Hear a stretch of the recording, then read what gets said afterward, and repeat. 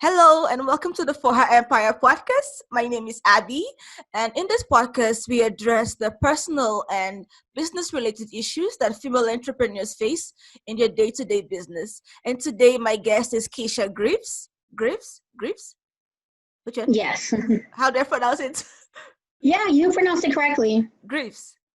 Yes. Keisha Greaves, who has muscular dystrophy and has founded a fashion company called Chronically Rock. Now, in full disclosure, Yes. I'm very ignorant on this subject. I literally have no idea what it is, and so I'll just let her explain what muscular dystrophy is and how it works, I guess. Hi, Keisha. Sure. So, hi, how are you? Thank you for having me on your podcast. I appreciate it. Nice to have you here. I guess I'll give a little background of muscular dystrophy and, honestly, and I'm still learning new things about it every day as I'm living with it. But muscular dystrophy is a form of different muscle diseases that progress over time, and they pretty much muscles that deteriorate over time. So it causes the person to not able to walk anymore.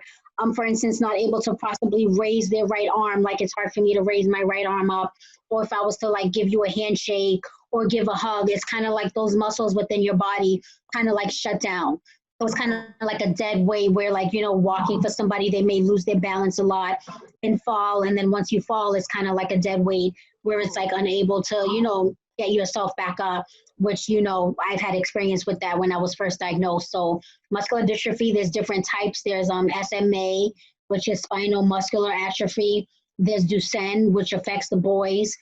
There's my type, which is called Limb-Girdle Muscular Dystrophy. So that pretty much affects pretty much the whole body, all the way down to the limbs, pretty much down to the feet. So there's different types, but it's like, honestly, I never heard of muscular dystrophy before I was diagnosed. So I had to do my own research myself because I'm like, what is this? Where did this come from? Nobody in my family seemed to have it. So it was like scary because I'm like, whoa, like what's going to happen? What's the future hold? I had all these dreams, being entrepreneur, business owner, I wanted to go to grad school. So it's like, it was just kind of a shock being diagnosed with something like this in my early adult life, in my early 20s. So, but yeah, muscular dystrophy is honestly something I'm still learning, honestly, every day as I'm living. And, I get surprised every day. Like, definitely it progresses over time.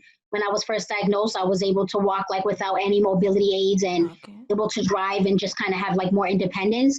Whereas now, fast forward a few years later from then, I am now in a wheelchair. So it's kind of hard for me to walk. Like I'm still able to walk a little bit with my walker, but maybe just from my bedroom to the restroom to use that. But pretty much I'm staying in my wheelchair just to be safe because the worst thing you want to do is fall with someone that has a muscle disease like myself. Because once you fall, it's like you could break and hurt more bones, muscles in your body. And then it's just like your body starts to ache if you have a fall, and it's just not fun. So I just try to stay in my wheelchair and just be as cautious as I can. Okay, so ignorant questions coming your way right now.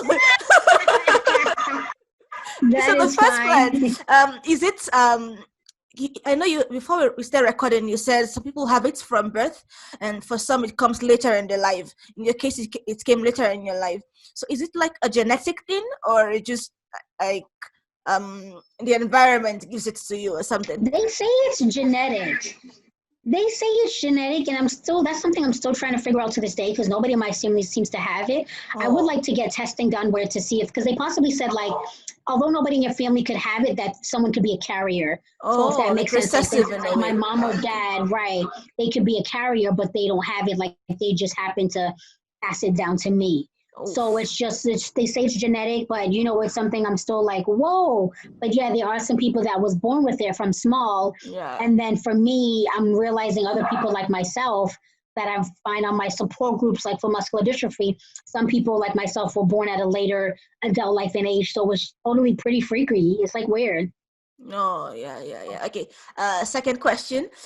Is it the same as being paralyzed or is it a completely different thing? And you had mentioned like a spinal dystrophy, something. Yeah, so some of them do affect the spine, like the spinal muscular atrophy that's like affects the spine and their back. And although I may not have any of the spinals, but like the muscular dystrophy does definitely affect my back. Like the weakness, like from getting up from out the bed or I'm getting up from the toilet, I realize like sometimes my back and body may be hunched over. And then it takes a while for me, if that makes sense, to kind of like straighten up my body. It's kind of like, I don't know how to explain it. It's just kind of like I'm hunched over. And then for me to get back up, it's just sometimes I can feel that in my back. And some days my back may not want to cooperate with me to function, and I need assistance of straightening back up. But I'm paralyzed. Some people don't really like to use that word, they say. Because, you know, it's like, yes, they say muscular dystrophy, you're not paralyzed.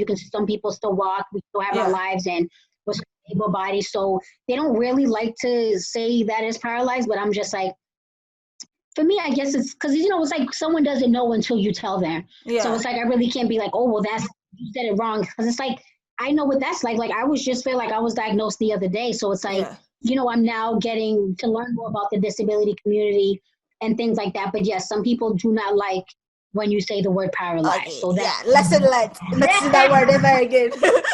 right. Okay. But you can still feel things though, right?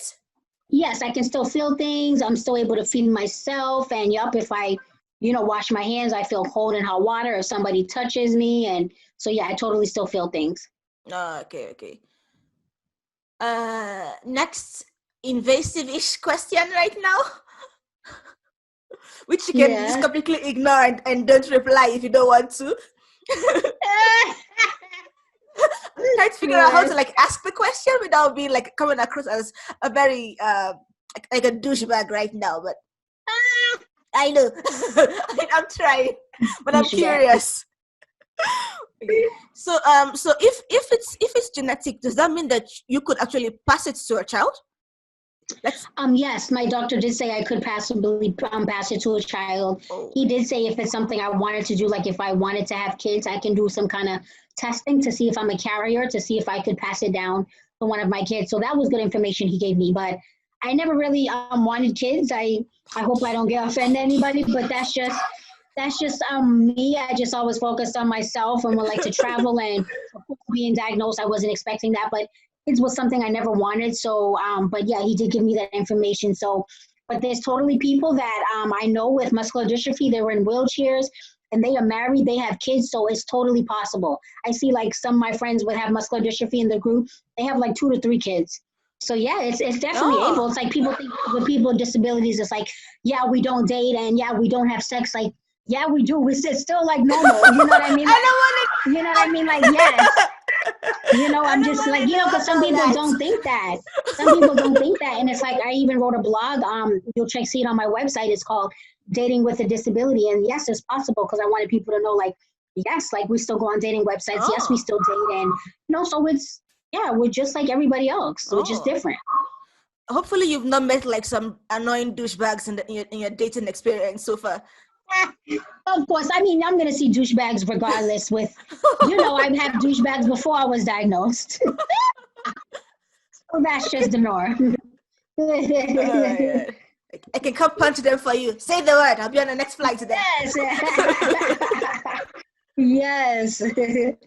So now, so if for your friends who have kids, is there a way for them to I don't want to use the word manage, but prevent the kid from getting muscular dystrophy? Is there a way to work around that? I don't think there's like no way. It's like possibly no way. So once you probably get that test, like, yes, your kid has it, there's like no way to like kind of stop it. There's no like surgery, let's take out this muscle. It's kind of like, you have it. It's just, that's kind of, because right now there is no treatment, no cure or anything. So that's it. Are there any drugs you have to take? I mean, if there are no surgery and all that, are there any, like, do you have to take drugs regularly or something? I take like my vitamins regular, but there's no like specific like drug like to say, yes, this will help, the muscular dystrophy. They just mostly say take your vitamins and, try to stay healthy and, diet. But otherwise than that, there's no really specific drug. Not for me specifically anyway. I don't know about anybody else. And how is physical therapy going? Physical therapy was going well. It had to get put on hold due to, I was going to aquatic therapy to get physical therapy in the pool, and that was going awesome. But due to the pandemic, COVID-19, it has to be put on hold. So I'm just trying to do exercises that I can, and at home in my wheelchair, I'll have my caregivers, help me, like do things with my arm, with my legs, just to keep them active, so when it's time Right, to Like, get back let's into get the pool. Yeah. physical, So physical. yes, I'm trying. I'm trying. Yeah, you're doing great. Okay, let's talk a bit about Girls Chronically Rock, your fashion brand.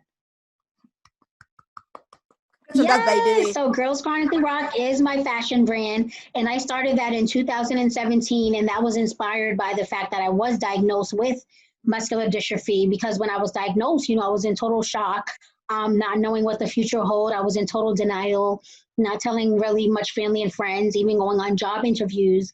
When I started walking with a cane, I would tell them Oh, like, "Oh, I sprained my ankle."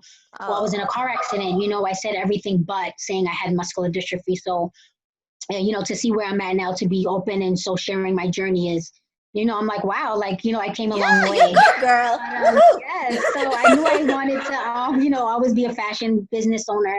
So I thought once I started to cope with it and, realize the fact like I have muscular dystrophy, it's not going anywhere. Mm. I wanted to create something, to inspire and motivate others that are dealing, in the disability community with the chronic illness. And I wanted to express, my feelings through my t-shirts and express my journey, so on my line, I have like Girls Chronically Rock. I have a saying that says, trust your dopeness, which means like trust and believe in yourself, no matter what you may be dealing with or going through, trust and go for it. Trust your abilities. I also have, hello, my name is Chronically Ill Badass.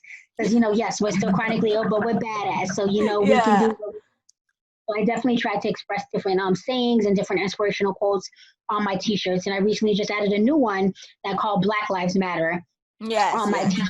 I recently just also added Black Disabled Lives Matter. So Yeah. I'm hoping that a lot of people take to that and a lot of people, I'll get some orders in because, Girls Chronically Rock is a movement. So that's what it's about. Yo, yo, yo, pull it, pull it, pull it. Yes. Okay, so, so, um, how do I phrase this now? Christ. I've have other people with muscular dystrophy and other and other disabilities kind of connected with you thanks to the Girls Chronically Rock. Yes, I was so unfortunate. So I've been meeting so many people that have muscular dystrophy, people that have MS, multiple sclerosis, lupus, Lyme disease, and so many other different diseases that I didn't even know existed that was out there, and then I've connected with other people that have like ALS. So it's been so nice to connect because it's like, yes, it's nice to get the support of your family and friends, but there's nothing Yeah. like talking to somebody that understands what you're going through on a daily basis, whether it's muscular dystrophy, lupus, how your body's fatigued. You don't know what the body's going to feel like the next day. Then you Yeah. have a fall, how the body just wants to shut down. So there's nothing like having that support in that disability community because they get it. They know what Yeah. that's like. So I'm so grateful that I have that support because, at the end of the day, they get it 100%. Yeah. Okay, so you had mentioned that when you said applying to online jobs, you're like dodging and giving excuses and Yeah. lying. And so what Yeah. really ended that? Like what made you what either exposed the lie or what made you sit back and tell yourself that I cannot go on like this? What really gave you that push? Yeah. It definitely took a while for me. It definitely, like, I can't even particularly say one moment, but it was definitely like the first day I wrote my blog and I wrote living with limb-girdle muscular dystrophy. And as I was typing and actually saying it out loud to myself, I'm like, wow, I have muscular dystrophy. So it's like it took maybe that moment for me as I'm saying it out loud, discussing my symptoms, like, wow, I have muscular dystrophy. It's like, wasn't what the doctors were saying. It was like it took that moment as I'm writing it, saying it out loud. And I think that's when I knew it was time, to say it. Yes, it would kind of open the door a little bit, but still not 100% because I was still like, oh my God, like I still, was scared because there are some jobs where I felt like I was discriminated that they let me go due to my disability. And they just only prove like that's why people in the disability community are so scared to open up about the jobs or what they're dealing with, because they're scared they might get rejected and it sucks. Yeah. So I think that kind of, opened my eyes. And I also felt like I need to tell my employer, because definitely being in the fashion industry, working in retail, of course, they wanted me to climb stairs, maybe go get the Yes, back stock yes. and things like that. And those I'm like, I cannot do. So I'm just like, it had to come a moment where I'm just like, I can't do that because I have muscular dystrophy. Like, I can't climb up that ladder to get that back stock. Like, if I fall, that's a wrap. That's going to be like a injury right there. So it's like, I kind of felt like I had to tell them something. Yeah. And were your employers understanding or were they like politely let you go? They were understanding, but I think deep down they probably was just like, oh, this is, this is not going to be safe for her, because she's going to be on her feet and all this stuff. So that's I felt like that from the last employer that I worked with. I felt like once I told them, it was kind of like they wanted to cut back my hours. They just started making up excuses. So I actually filed an MCAT case against them, discrimination. So that's actually ongoing right now because I felt like I was discriminated due to my disability.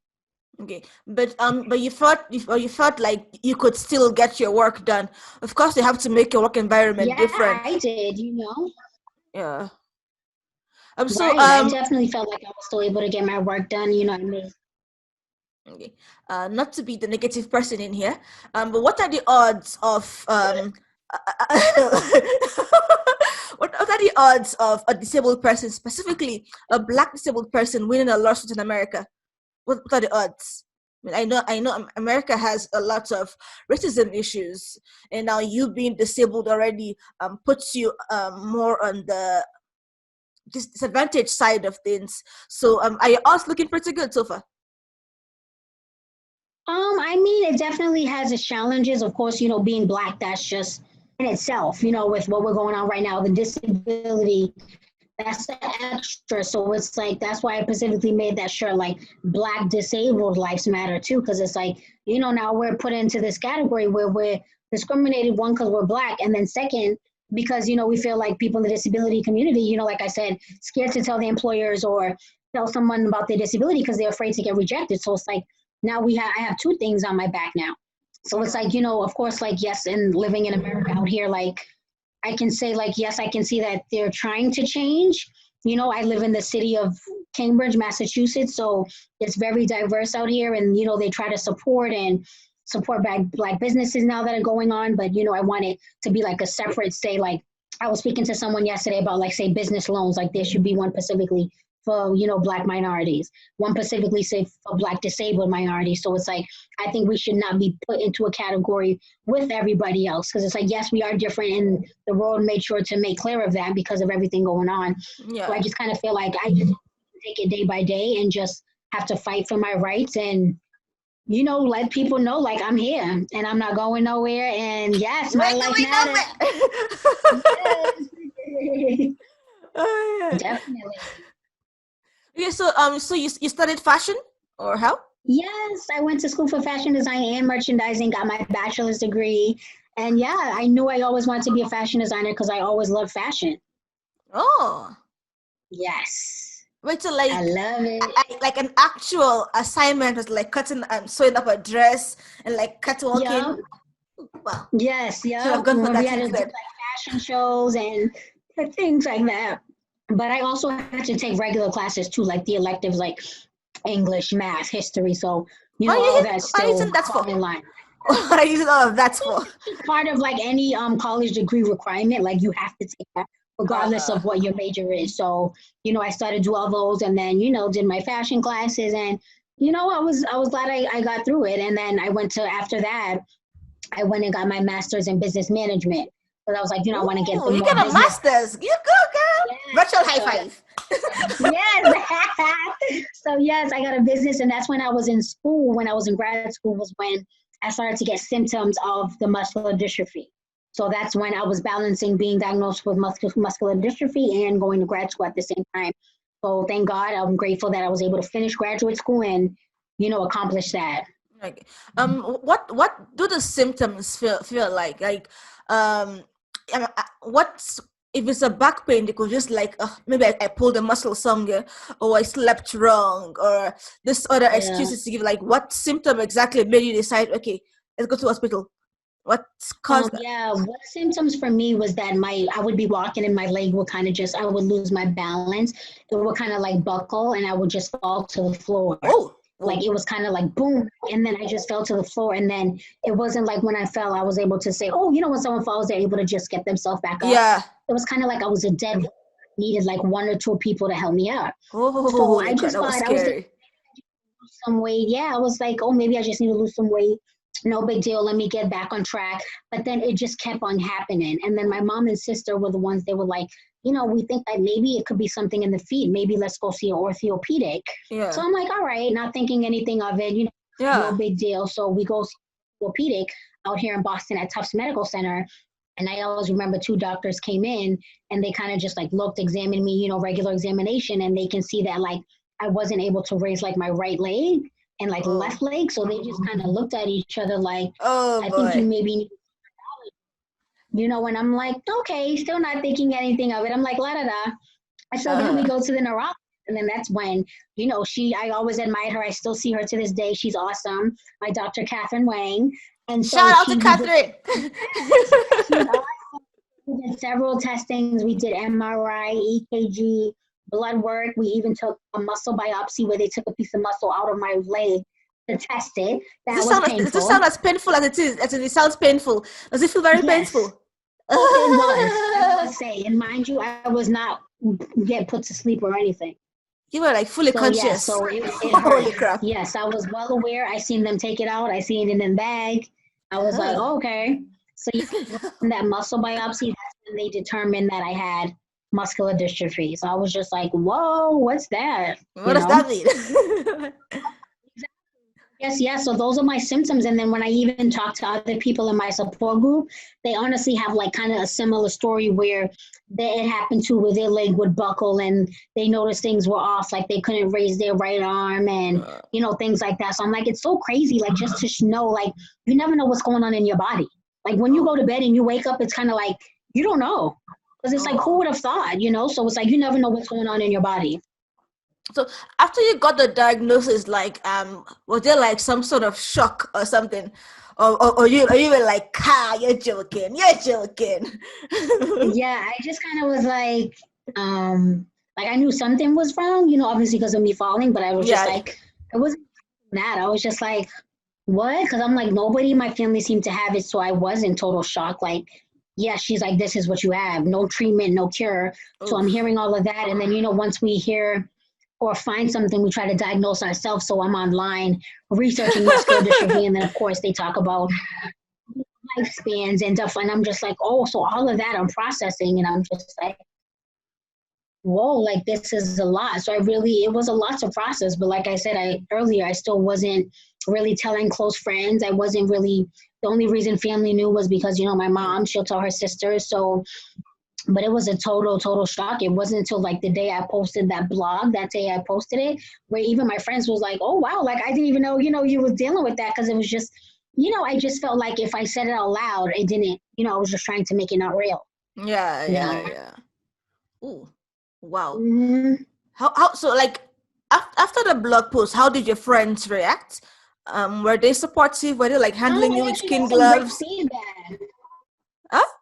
Yeah, no, they were very, very supportive, very, very nice. Even strangers that, follow me on social media, they were like, oh, wow, like, oh my God. And then some people even opened up like, oh, I know someone that has muscular dystrophy, or my son has that, so I know what you're dealing with. He has Duchenne muscular dystrophy, and my friend may have this. So it was like, kind of opened up, other than they're like, oh my God, I was so inspired by your story. Like, wow, like I never knew that, because you would have never known by just looking at me at the time. I was still walking normally, just like whatever, but I still was dealing with this muscular dystrophy. So it's like no one wouldn't have really known until like I probably tell them, or you can kind of maybe see me waddle a little bit in my walk. But yeah, I totally was supportive, both family and friends. Oh, so has there been any change in your diet before and now, or it's pretty much the same thing, only more vitamins? I definitely, when I first was diagnosed, I actually was very strict, and because I researched like, losing weight will help with muscular dystrophy, so I actually went and did Weight Watchers. Did it help? And I was actually sizes, because I was able to at that time, more able body, and I lost like over 30 pounds with Weight Watchers.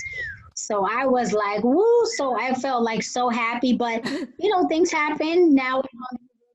Me not being as active, I did put back on some weight. So I'm looking to just kind of get back on track, because I know the less weight on my legs, the better. I want to be able to move better and walk better, be able to have my PCAs, be able to maneuver. Sorry, what's a PCA? Position. Sorry, personal care attendant. So that's like it's like / caregiver. Oh. Like You know how like some people with disabilities, like they need assistance of getting in and out the bed, Oh, okay. getting dressed. So that's PCA is AKA personal care attendant. Okay, I had no idea. Yeah. I've learned something new today. Okay, Oh, now yes. another ignorant question coming your way. How terrible are periods right now? Oh, pardon, what was that? How terrible are periods right now? Like I personally, I get like really annoyed. It's a lot. Yeah. It's annoying. It's annoying. And I mean, they was even annoying before I was diagnosed. So now it's just like, I got to be careful. It's like sometimes I may put on like, extra pads, like just to be careful. And, it's a lot. I just hate when I have it. I'm just so glad when it's over. But I definitely take pain medications that help. Oh. Just to ease through the pain, because it's like, my God, I already got to deal with this muscular dystrophy. So, and then it's like now the period is like, oh my God. So yeah, I just like try to take pain meds just to ease the pain. I maybe use heating pads. Heating pads are good too. So even when I have a fall and I have aches, I can use the heating pad. So I just try to ease it through and just can't wait for it to be over. Yeah. Mine is due in a few days. Like, I want to sell my uterus. Will anybody come buy it? I know, it's like so annoying. It's like, why? I know, it's so annoying. Like, what's the point though? I mean, I get that kids are adorable once in a while from a distance as a relative, not the actual parent. But like, oh my God. Right. Maybe someday I'll find them cute, because my brother has one that's 5 months and he's so adorable. I can see the appeal. But then last time we were chatting on video, that he started crying. I was like, nope, I couldn't deal with this either. Yeah, right. You're like, I'm all set. No. They poop all the time. They cry all the time. Like, yes. They do nothing for 16 years. They do. Yeah. For 16 years. I was wondering, like, you're gonna put in all this money, investment, and time, and all that. It's gonna stay there and mooch off you for over a decade. Where's the return on investment? Yep, that's what happens. Oh my God. If my brother is listening to this or will listen to this, he's still very adorable. I still love my nephew. Aww. He's very cute. He cries too much, but we can work on that. Yes. Oh, I love it. Okay. So Girls Chronically Rock, do you like make the t-shirts yourself, or is it like a merchandising thing? So what I do is I have a graphic designer person that I work with who creates the logos for me, because I tell her what I want, the colors, what I want it to say. And then I work with a t-shirt printing company out here in the city I live, Cambridge. Yeah. And then she prints the t-shirts for me. Okay. Yeah, so that's how I work it. And then I do everything from home. I have inventory here of t-shirts, and I package and I do everything here from home. Nice. So it's convenient for me. Yeah, I like it. At least you get to like see the physical shirt when it's going out. It's like, I made this. This is my handwork. Yes, exactly. It feels good. Yes. Yeah. So with the COVID right now and all that's going on, how has the business been? Business has been slow. First, like especially like February, March, April, which I totally understand. People are scared. People are not leaving. People are scared to, order packages. They don't know who's handling it, going through the post office, UPS. Like, I totally get that. So business was definitely slow. I'm like, oh man, you know what I mean? What can I do to, get the business up, just to, I still wanted to engage with my customers. So I made sure to still like post videos, let them know that I will be making Girls Chronically Rock mask, which I'm so excited they came in. So I plan to post some pictures of those today. Hopefully I'll get some orders in, because I'm just like, masks are so important. Some people use masks even before this COVID-19 in the disability community because of their low immune system. So I'm like, mask is going to be like, hey, it seems like it's going to be something we need to have all the time now. So I'm like, why not create some of my mask out of the t-shirts and recycle my fabric of my t-shirt inventory, make some mask out of those. So I don't totally love the way they came out. I work with a local fashion designer who helped make them for me on the sewing machine. Due to my disability, I'm not really able to sew like how I used to due to the weakness But yeah, I'm excited. I'm going to be posting those masks on the website today. So check them out. Girls Wait, hold Chronically on. Rock. Let me follow you on Instagram right now. Hold up. Yes. Let's do this right now. It's Girls Chronically Rock or Keisha. What do I look for on Instagram? For my Instagram, it's Girls Chronically_Rock. Okay. Girls Chronically_Rock. Yeah. Chronically. Found it. Oh, you shaved your hair before. Now it's back.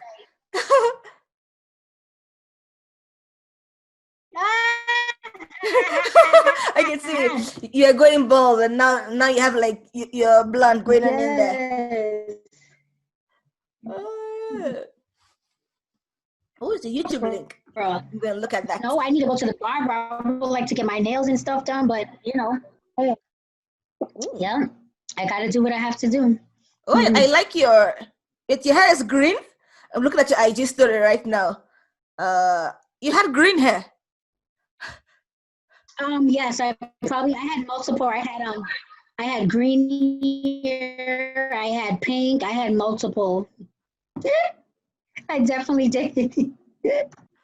I like to change my hair color a lot. I used to, and then I had once showed up to class with like blood red hair, like like the reddest thing I can find in here. But let's say like this coke red, but like actual red. So and had showed up. I think I don't know what inspired it, which is food color. Because I did not put like permanent stuff, and then it rubbed everywhere, and the pillow and the bed and everything. I was like, yo, this is not what it's right now. Yep, that happens. It's not worth doing this much laundry. Like, no. Right. Yeah, and then I had shaved my hair because everybody in the family had long hair, and for some reason I had like the shortest hair possible. Like even my brother has longer hair than me. It's like, what the hell? So like, you know what? I'm gonna embrace the baldness. It did not suit me in any way. Yes, yeah. Yes. And then you grew it back. Then I just decided to do dreads instead as like low maintenance. Okay. I had to put in like bare minimum effort. Then it finally grew long. So now whenever I see my sister, I'm like, it grew. Yes, I like it. So is there any sort of like inspiring message or anything you like to tell people who are disabled, maybe not with muscular dystrophy, but anything you like to tell them? Maybe it might be about this is not the end of the world. It's okay for you to be in denial the first few times, but eventually you have to accept that this is happening, and you've not really changed as a person. You can manage this. You can live with this. So any sort of message you want to get out? Yeah, sure. I would totally say, once if you're dealing with something, whether it be a chronic illness, disability, I know it's hard and it totally takes time. So I like to say I can never really tell somebody like, yes, you have to come out of this, you have to overcome this. I totally know what that's like of being in denial and not accepting the fact that you was just diagnosed with something, especially at a later age in your life. It wasn't even something like you was born with and that's all you know. Like, no, you have like a totally different life. So I would totally say connecting with other people that have a disability or chronic illness like yourself totally has helped me along the way, because you get that support, and it's like nothing like talking to somebody that understands and knows what you're going through. And another message is to say, like, you never know what someone's going through. So don't always, judge somebody because you see them parked at a handicap spot and you see them walking like they look normal, like able-bodied person. You never know. They could have a disability, but you just don't know, because all disabilities are visible and some of them are invisible. So it's like you kind of never know someone's story, what they're dealing with. So it's like you never know why someone may be sad that day, crying that day. You can ask, okay, if that person needs help, but just never like judge or, because you never know someone's story. You never know what someone's dealing with. So that's definitely a message I like to spread across the people. Okay. So this community of where do you find them? Facebook or how? Yes, Facebook and Instagram. Oh, Facebook and Instagram. Okay. And some Twitter too. I feel like you can find a lot of different disability support groups like on all social media platforms now. Okay. Pretty awesome. Okay. And I know social media is full of trolls and really hurtful comments. Um and the groups are quite safe, right? The group is like a safe space. There Yeah, is no some of the grapes, yeah, some uh, are safe, yeah. okay. That's nice. So that's a good thing, yeah. Hey, hey, so you can get the t-shirts and the masks at girlschronicallyrock.com. Yeah? Yes. Yes. Yeah. Yeah, definitely check it out. Yeah, we will. I'm going to put, when I post in the video, I'm going to put your name at the bottom of your picture and the website down. Yeah, Okay, so excellent. Thank you. yeah, no problem. It's fun talking to you. You have like a lovely Hey. personality, an adorable smile. Oh, thank you. I appreciate that. So do you. Thank you. It was fun talking to you and Yes, for, it was for a understanding pleasure. my ignorance because I literally knew nothing. No worries. Yeah, I was like, oh my god, Abigail, you're gonna say something very offensive. You're gonna look like an idiot right now. Like, just keep quiet, keep quiet, keep quiet. Yeah, that is fine. Yeah. But what are like the worst things to say? So like we've just said that the word paralysis, most people don't like that word. Don't like, at least in terms of muscular dystrophy. Likening it to paralysis is not quite the right comparison. What other words should people avoid saying? Right. Yeah, definitely paralyzed. I don't like the word crippled. I don't like when people say that. Okay. Because I'm just like, okay, we're just different. That's Okay. all. I found myself like I'm unique and in my own different way, Okay. you know. So we're just like everybody else. Just remember that. You are unique in your own way. That is true. Yeah, Yeah. exactly. Okay. So if you know anyone who's dealing with muscular dystrophy or any sort of disability, do not use the word paralyzed or crippled. It just sounds like a very harsh word, honestly. Crippled. Yes, It sounds very harsh. exactly. Yeah. Wait, do people actually say that to your face, or is like behind you sort of thing? Like people who are Like dealing behind with it, like I heard other disability. people in the disability community, like they have said it to them, and you know, especially people that have been dealing with it from the time they were small. So Yeah. then I learned, like, oh yeah, that is not like a nice word. So then I'm like, no one hasn't said it to me physically, but who knows, probably, you know, Yeah. outside. Yeah. Yeah, Yeah. that's Yeah. definitely what I've realized. They don't like that word. Sorry. But like how do I phrase this? Would it be appropriate if, let's say, someone like me who is very ignorant, like asks someone who is disabled, like how do I treat you? Do I treat you differently? Do I treating you the same? Like how do I treat you? Is that the right word? Or you can say, how can I help you? Yeah, how can I Do you help you? need That's the word. anything? Sorry. Yeah. Oh Or my god. do you need any assistance with anything? Like that would, you know, be helpful. Yeah, I think that would be good. No. Need an assistant with Yeah. anything. Okay. Yeah. See, that You sounds so need much assistance better. with anything. Yes. Oh, okay. So even the words you use matters a lot. Yes, it does. Some Okay. people can get really offended. That's throwing hands. Yes, definitely. Oh man. Well, so how's the dating scene been? Spill. Tell me. Give me the juicy gossip. Oh, dating scene. I mean, I definitely still on dating websites. You know, I'm not dating anybody right now at the moment. I definitely on the dating websites. I think for me, I try to focus on myself at the moment, focus on, especially during this whole pandemic. I'm like, I feel like I wouldn't even want nobody touching me at Yeah, this like moment. I don't know where you're That's coming just how from. I am. Like Yeah, that's just how I am. But you know, it's like people in the disability community, as I mentioned, we still date. And you know, I'm still like just focusing on myself, my business, Girls Chronically Rock. Because it's like until I get to where I want to be, then it's like I want somebody to help inspire and motivate me. I want someone that's a hustler, an entrepreneur, business owner, so we can build something together, you know, and have that power couple. So that's what I'm looking for. you're already one half of the power couple. The other half is waiting to So find hopefully you. someone will come my way. They When I will. least expect it, I feel like, They will come yes, your way. we'll see. So are there any Yes, we'll misconceptions? see. They will come. You're awesome. Yeah. Are there any misconceptions people have about muscular dystrophy or disabilities and chronic illnesses in general? I think the were just like, again, like, oh, we don't date, we don't have sex, we don't kiss, we don't do like normal things. Oh, we don't go to the beach, we don't travel. It's just like little things, and I'm just like, oh my god, that sometimes people think of. But yeah, but yes, we do everything just like you can. It just maybe they take a little bit more accommodation. Oh, okay. Do you like traveling? Yes, I do. I haven't traveled in a while, but I do. It is more of a hassle now, especially traveling with my wheelchair. With that going through customs, I got to take a wheelchair, and I need assistance getting from my wheelchair to the aisle seat. So traveling alone, as you know, even for an able-bodied person, that's Yeah, annoying. it's just exhausting. So imagine someone with a disability, that's like an extra process. It's like, oh my god. But yes, traveling is fun. Yeah, but the drivers and the flight attendants are super respectful, or some of them can be quite assholes. They are respectful. Some of them you can tell maybe they might have attitude in their face wise, but they are trying to be helpful because it's like that's their job. It's like that's what you're here for.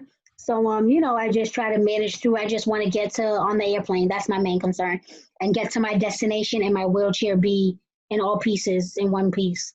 Oh, it in one piece. Is it being like would they disassemble it or something? Not specifically mine, but people that have disabilities that have traveled in their wheelchair. I follow on social media, and they have had like their joystick has been like off. This piece is missing. It's not able to work, and it sucks. Like some people don't understand. You got to take care of the wheelchair because some people don't understand. Being in a wheelchair, these are our legs. This is how we get around. So without our wheelchair, how are we gonna walk around? You know what I mean? So it's like when these handlers, these people at the airport and these workers like just dismantle it and throw it. It's like, and then when the person that needs it, what are they supposed to do? So it's like people need to think about that too. So when you're booking the flight, do you have to call it and tell them that I'm on a wheelchair and I need to take special care and special attention to my wheelchair? Don't just throw it around and start taking it apart. Like, be proper. Do you have to call and tell them that in advance? When you do book online, they do have an option. Yes, I need a wheelchair assistance, and then when I get to the airport, I tell them at the gate as well. Like, yes, I need wheelchair. If you can please, please handle this. You know what I mean? It's like these are my legs, and and I show them like maybe how to use the wheelchair. So some of them on the airline, I feel like, especially JetBlue, they're very awesome with that and try to be as accommodating as much as possible. So I love JetBlue. They're my number one. Yay! I don't know much about American Airlines since I'm here in Kenya, although I have seen many online jokes about Spirit Airlines. I'm starting to wonder if they're really that bad or if the comedians are just saying that. I never flew on Spirit, and I probably never will because it seems just so bootleg for me. And a lot of people, like you said, you see a lot of the comments and how they charge for the bag and the seating. So it seems like even, especially someone with a disability, that is one airline I would not risk my life to go with. No. So I've never drawn with Spirit, and I never probably will. Yeah. Okay. Anything you want to add or any question you want to ask? No, I pretty much feel like, that's everything. Just definitely check out girlschronicallyrock.com because I post all my blogs and share my stories and everything on there. So you'll definitely learn more about my everyday life, like through my blogs and on my website. Yeah, and follow her on Instagram as well on girlschronically_rock. Yes, thank you. No problem. Okay, and that's it for this episode. See you in the next one.